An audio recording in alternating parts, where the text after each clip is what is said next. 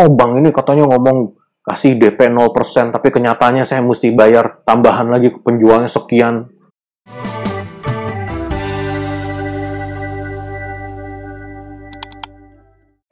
Halo Sobat KPR, jumpa lagi dengan saya, Oki dari KPR Academy.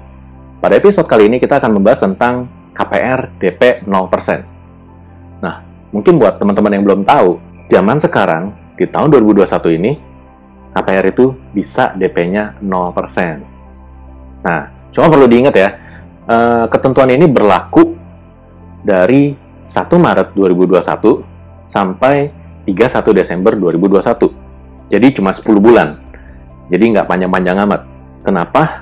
Karena kondisi KPR dengan DP 0% ini punya resiko yang tentunya lebih tinggi daripada KPR yang mensyaratkan adanya DP. Yang penting untuk teman-teman ingat di sini adalah ini sifatnya boleh ya. Jadi perbankan di Indonesia boleh memberikan KPR dengan DP 0%. Bukan wajib. Jadi kalau teman-teman nanti suatu ketika nih lagi pengen ngambil KPR nih, jalan ke bank A gitu, terus bilang, saya mau ambil KPR, ada DP 0%, bisa DP 0% nggak di sini? Kita belum bisa kasih DP 0% gitu. Terus teman-teman jalan lagi ke bank B gitu, sama juga belum bisa kasih DP 0%. Bank C, bank D, dan seterusnya misalnya, belum ketemu-temu, ya harap dimaklumi saja, karena memang secara ketentuannya ini bukan diwajibkan untuk bank memberikan KPR dengan DP 0%. Tapi bank diperkenankan untuk memberikan KPR dengan DP 0%. Dengan satu syarat, tetap memperhatikan prinsip kehati-hatian bank. Yang perlu teman-teman ketahui adalah, biasanya bank setiap kali melakukan pelepasan kredit, itu dia memperhatikan prinsip 5C namanya. 5C itu ada karakter, ada capacity, ada capital, ada condition, dan ada collateral. Nah, dengan kondisi tanpa DP, berarti salah satu C-nya ini ditarik, gitu loh. Jadi, capitalnya tidak perlu diperhatikan lagi, karena bisa dikasih sampai 100% pembiayaannya. Nah, di sini yang teman-teman perlu pahami adalah kondisi biasanya bank melakukan pemberian kredit dengan prinsip 5C, pengamannya ada 5, sekarang diperkenankan boleh pengamannya cuma 4. Nah, tapi di satu sisi ya, bank tetap harus memperhatikan prinsip kehati-hatian. Nah, ini berarti kan 4C yang mau diterapkan lebih lanjut nih, sebagai modifikasi tanpa DP tadi, ini kan harus dimodifikasi juga nih, 4-nya nih, supaya tetap kondisinya mengimbangi lah kehati-hatiannya tuh dengan yang 5C. Nah, kondisi ini ya mungkin bagi perbankan butuh waktu untuk merumuskan formulanya seperti apa. Jadi ya sementara waktu bersabar saja, karena secara bisnis pasti bank juga mau nguber. Jadi nggak mungkin bank membiarkan kesempatan ini lewat begitu saja gitu dengan alasan kehati-hatian gitu. Enggak. Yang namanya dikasih regulasi yang lebih longgar di sisi bisnis pasti mikirnya kenapa tidak. Nah, jadi kalau memang kondisi sampai saat ini masih belum ketemu nih bank yang ngasih DP-nya 0%, jadi sabar-sabar aja, pasti nanti akan ada. Nah, cuma kalau saya boleh kasih pendapat pribadi saya, yang kemungkinan besar terjadi adalah pemberian DP 0% ini biasanya akan berlaku hanya di primary market, atau kita beli langsung dari developer. Kenapa begitu? Karena ada beberapa kondisi yang mungkin teman-teman juga belum ketahui. Nah, di sini saya share lebih lanjut.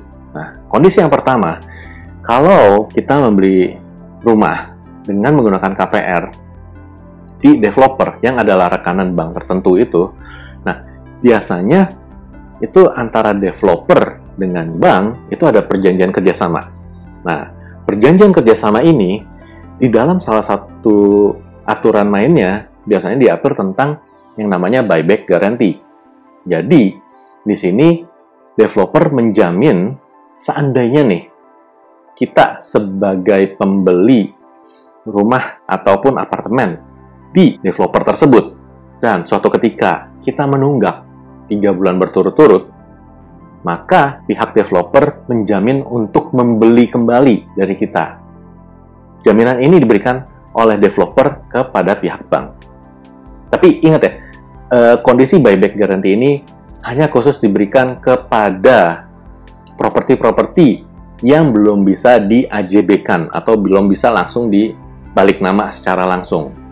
Jadi sifatnya masih PPJB. Nah, ini developer biasanya akan diminta memberikan buyback guarantee. Nah, di sisi bank, dengan adanya buyback guarantee ini, ya relatively lebih aman tentunya. Dan di satu sisi yang lain, kan buyback guarantee ini berlaku terhadap kondisi sisa kewajibannya nih, seperti apa. Nah, di sisi inilah, makanya pasti bank akan lebih comfort atau lebih nyaman untuk bisa memberikan DP 0% khusus untuk pembelian properti di primary market atau beli langsung di developer. Nah, kenapa sih di secondary market atau rumah second sulit kondisinya? Nah, ini adalah alasan yang kedua. Yang perlu teman-teman ketahui adalah, biasanya nih, kalau teman-teman bertransaksi di rumah second, jadi ada yang jual nih rumah second, penjualnya, ya itu pada saat kita ngajuin KPR ke bank, biasanya kan ada proses yang namanya appraisal. Nah, seringkali kejadiannya adalah hasil penilaian appraisal ini nilainya hanya segini, atau di bawah dari nilai transaksi kita yang lebih tinggi nih nilainya. Nah, kan ada gap nih. Nah, selisih tersebut bisa jadi dianggap sama orang-orang, ini mah bisa-bisanya bank aja, kasih mainan kayak begini, katanya DP 0%, tapi kenyataannya saya transaksi misalnya 1 miliar, nilai appraisalnya sengaja kan nih, dibikin jadi cuma 900 juta, jadi ya saya mesti nambah juga nih ngasih 100 juta ke si penjual. Nah, ya kondisi seperti ini sebenarnya bila kita melakukan transaksi pembelian properti dan nilai appraisalnya kebetulan kejadian di bawahnya, ini sebenarnya kondisi yang lazim. Ini yang bisa dibilang ya sangat-sangat mungkin terjadi gitu. Bahkan kondisi kebalikannya pun juga masih mungkin. Ada kalanya nilai appraisal bisa jadi di atas dari nilai transaksi kita. Tapi kondisi ini biasanya nggak sering terjadi gitu. Khusus kalau kondisi ketemu penjual yang lagi butuh uang, lagi BU, nah bisa jadi nih kondisi yang nilai appraisalnya di atas dari nilai transaksi.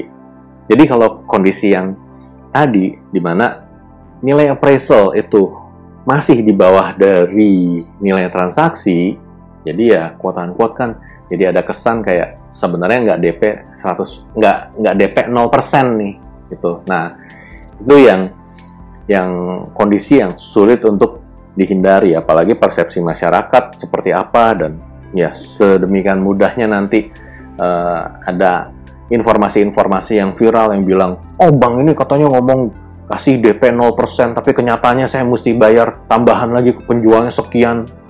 Banknya tukang bohong, banknya hoax. Wah, jangan seperti itu ya, teman-teman yang sudah mengerti dan mendapat pengetahuan dari KPR Academy tentunya bisa lebih paham mengenai kondisi tersebut.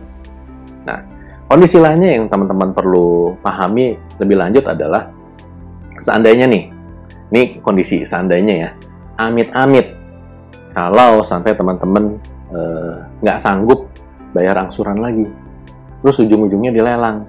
Nah, ini yang cukup sering terjadi lagi nih, makanya saya sharing di sini. Yang sering terjadi adalah pada saat dilakukan appraisal ulang, sebelum mau dilakukan lelang, itu biasanya harganya agak ngedrop, gitu loh. Jadi harganya turun lagi. Nah, kalau harganya turun daripada harga pada saat kita beli, dan ternyata hasil penilaian appraisal tersebut yang dijadikan patokan buat lelang dan lakunya di angka segitu, dan itu ternyata tidak cukup untuk membayar lunas seluruh sisa pokok pinjaman kita. Nah, ini bisa jadi PR lagi buat bank gitu, karena kondisi secara umum di perjanjian KPR itu biasanya diatur pada saat dilakukan eksekusi, maka prioritas pembayaran kewajiban kepada bank atas hasil eksekusi tersebut adalah yang pertama diberikan untuk membayar biaya-biaya upaya penagihan ataupun eksekusi segala macam. Yang kedua, diprioritaskan untuk membayar denda. Yang ketiga, membayar bunga. Dan yang terakhir baru pokok. Nah, ini bisa jadi sampai kejadian udah selesai dilelang rumahnya, kewajibannya masih nyisa. Nah, ini kan jadi kondisi yang nggak enak ya buat semua pihak gitu. Pihak bank pun juga tidak mau kondisi ini terjadi, karena di satu sisi pada saat kondisi ini terjadi, pihak bank itu kan perlu menagih lagi gitu loh untuk sisa pokok atau sisa kewajiban yang belum tertagih gitu. Nah, untuk kondisi inilah makanya kemungkinan besar, ini menurut saya ya, kemungkinan besar untuk market secondary atau rumah secondary nih yang kita beli langsung dari perorangan, atau rumah bekas lah istilah mudahnya. Ini kemungkinan besar nggak bakalan bisa diterapin KPR dengan DP 0%. Nah, oke, sekian episode kali ini. Semoga informasinya bermanfaat, dan kalau teman-teman suka dengan informasi yang di-share di sini, jangan lupa untuk klik like dan subscribe, dan tolong di-share juga ke teman-temannya yang lain ya. Kalau lebih banyak yang tahu, maka otomatis lebih banyak yang lebih pintar lagi dalam menggunakan KPR, dan nantinya kalau lebih banyak yang pintar pakai KPR, otomatis perbankan juga harus naikin service levelnya menjadi lebih baik lagi. Sampai jumpa di episode berikutnya. Bye!